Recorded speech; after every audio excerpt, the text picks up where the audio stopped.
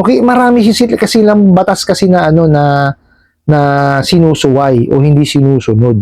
No, kaya ho tayo as na ano na nalabag yung ating karapatang pantao, dapat ho gumawa tayo ng hakbang ngayon na maibalik, 'di ba? Yung tingin sa atin ng ibang tao, 'di po ba? May nagtanong sa akin, "Good evening po, Boss Ray. Isa po ako sa masugid na taga-subaybay ng update nyo. Isa po akong public school teacher. Napahiya po ako sa DepEd region kasi nag-comment po sa post ng DepEd ang OLA agent ng complete name, address at all information ko. Sabi dun sa post na magnanakaw daw ako. Sa dami ng kakilala ko na nakabasa nun, grabe. Sobrang kahihiyan po ang inabot ko. Paano po ba ito mapipigilan na basta na lang sila mag-post at comment po? Salamat." Alright, maraming salamat po sa panibagong katanungan na pinadala niyo po sa akin. Pero bago natin siya sagutin, imbitahin ko muna sana kayo na pakisuportahan po sana yung aking mga social media accounts sa YouTube, Facebook, and TikTok. Okay. Unang-una po, maraming salamat po no, sa inyong pagsubaybay no, sa aking mga videos na inilalabas no, at pinopost. No. Sana ho, may natututunan kayo at kahit papaano nakakatulong no, yung aking mga videos. Okay, sagutin po natin no, itong inyong katanungan. Sabi nyo nga ako, kayo public school teacher, pinahiya kayo no, nung OLA agent dun sa inyong sa DepEd no, kasi nagpost sa DepEd, nag-comment doon, okay? Ngayon marami yung kakilala nyo ang nakabasa, so syempre talaga nakakahiya ho yun no, lalo kung marami kayong kakilala no. So ang tanong nyo ho, paano ho mapipigil yung basta-basta na lang na pag-post at pag-comment nito? Well, bago ho yun no, kasi ito ho ang mahirap no, kasi nga ho kayo ay public school teacher no, and even ho basta ho government employee no, talaga hong vulnerable no, dito sa mga abusadong online lending apps na ito no, kasi ho lahat ho ng website no, lahat ho ng contact numbers and even email addresses po is naka-public yan no, alam ho ng lahat ng taong bayan yan no, kasi nga ho empleyado tayo ng gobyerno. So, naka-public ho talaga yan. Okay? So, kahit sino po talaga maaaring maka-access dyan. Okay? So, kaya ho itong mga OLA na ito, no, sinamantala.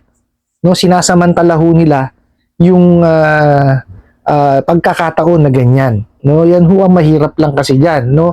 Unlike ho kasi pagka pribado ho ang isang kumpanya, kung wala naman siyang kumbaga hindi naman siya nagpo-post sa web no, kagaya ng for example wala naman silang website no, mahihirapan talaga silang makapag-comment dun sa company website nila or kung saan man. Unlike ho talaga sa government, talagang yan po ang mahirap no, kasi nga ho anyone can access, anyone can comment no, yun ho ang masakit doon no.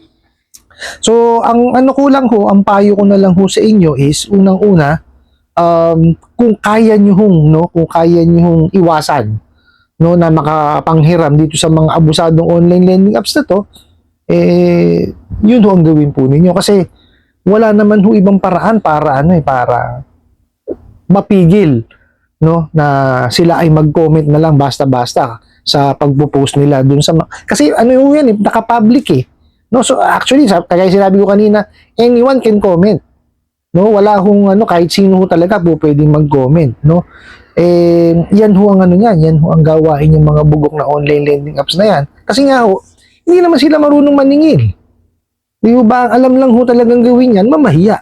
Kaya nga ho tayo kaya nga ho sumikat yung mga bugok na yan dahil sa pamamaraan po nila ng paniningil ko di ba? Hindi ho paniningil ang ginagawa nila no, yan is talagang harassment no, kasi ito bakit harassment, kasi magpo-post sila no, in public yan, kasi nasa website nyo nag-comment sila, di ba?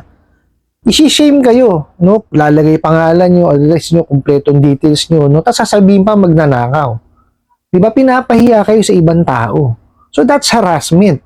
Kasi public shaming ho yan eh. No? Ano yung ang masakit kasi diyan, no? Hindi yung hindi yung kakilala eh. Baka mamaya yung miyembro ho ng pamilya nyo mabasa rin. Di ho ba? O di kaya, sige, doon sa mga kakilala nyo na, ang tatanungin, hindi na kayo. Tanungin, miyembro ng pamilya ninyo. Di ba? Pati ho sila nadadamay. So, ganito ho ang gawin po ninyo, no? Mag-complain ho kayo. No? Kasi ano ho yan, cyber libel po yan. Okay? Kasi marami ho ang nakabasa.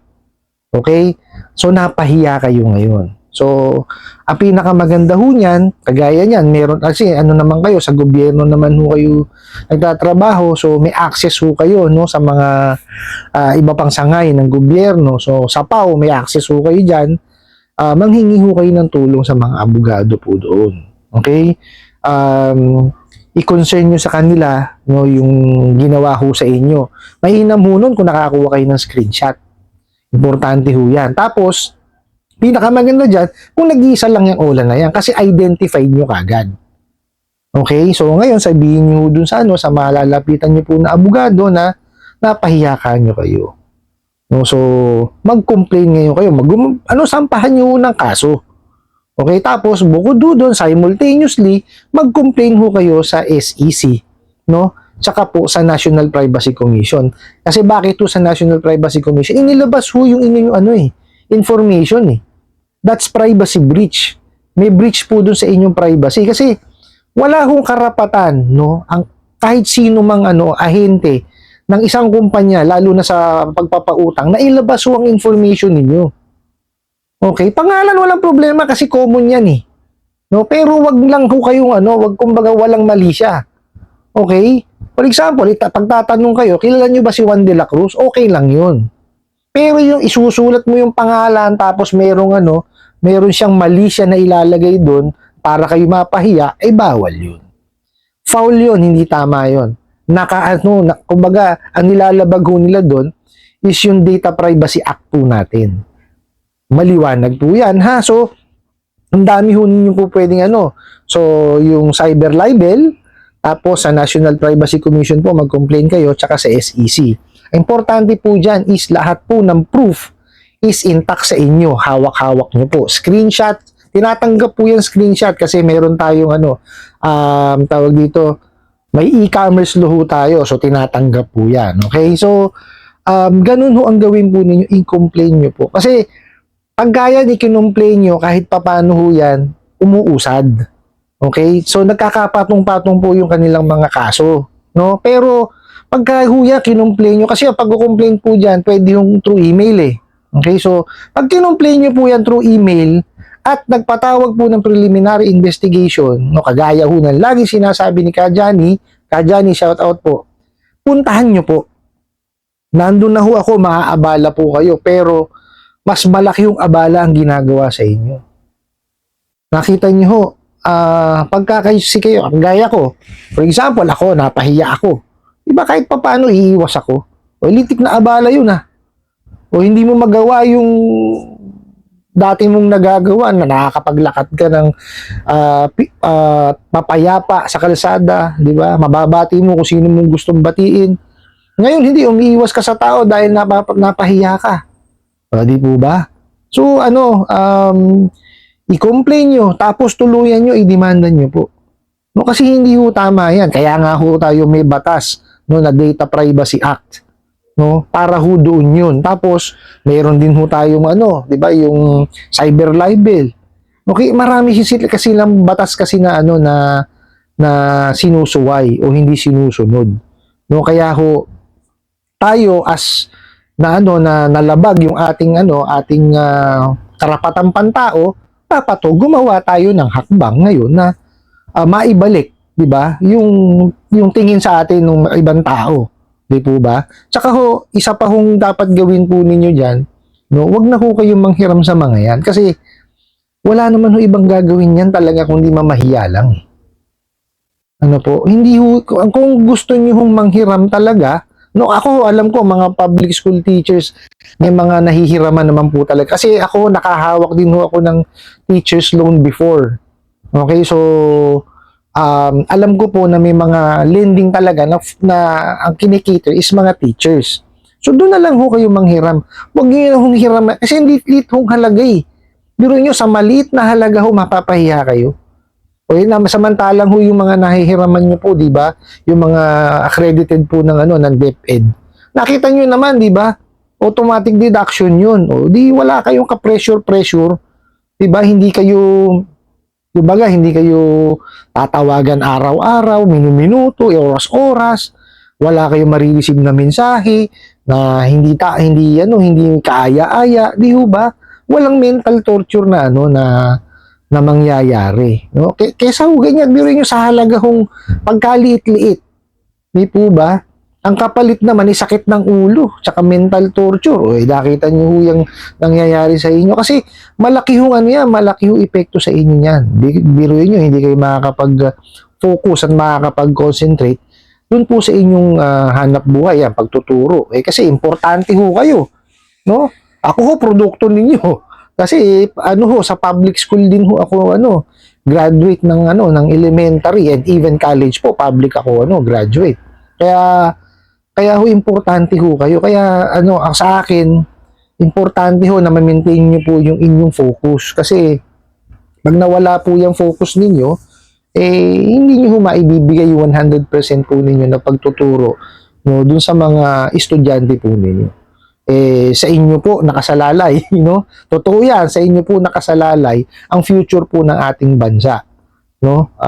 Ako saludo sa mga maestra, no, lalo sa mga pampublikong paaralan kasi alam naman natin hindi ganoon kalaki ang sahod ng mga public school teachers, no, pero yung dedikasyon na ginagawa ninyo iba, no, kaya iba ang kasi lola ko teacher din no, at talagang ginagalang po, no, kaya ako iba rin ang paggalang ko sa maestra, no. Kung yun bayo ko sa inyo, kung maiiwasan nyo po, tapos tuluyan nyo i-demanda nyo.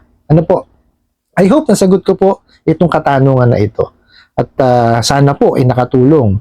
Maraming salamat po sa inyong walang sawang pagsuporta at panonood sa aking mga videos.